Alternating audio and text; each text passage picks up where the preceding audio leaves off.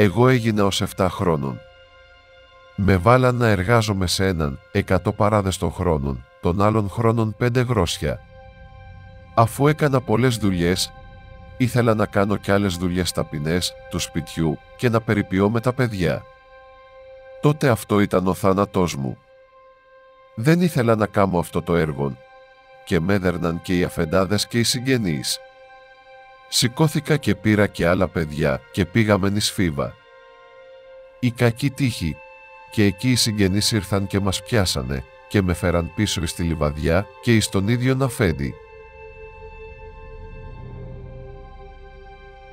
Και την ίδια υπηρεσία εξακολουθούσα κάμποσον καιρών.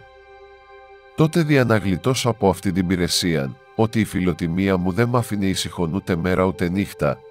Άρχισα ξύλο, τρύπημα κεφάλια των παιδιών και της ίδιας μου μητέρας και έφευγα μέσα τις ράχες. Και μ' αυτό βαρέθηκαν και με ελευθέρωσαν. Ότι αυτήν η υπηρεσία μ' είχε καταντήσει να χαθώ.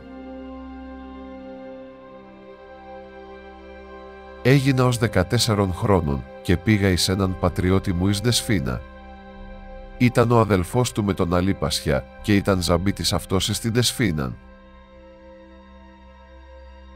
Στάθηκα με εκείνον μίαν ημέρα. Ήταν γιορτή και παγκύρι τα Γιαννιού. Πήγαμεν εις το παγκύρι.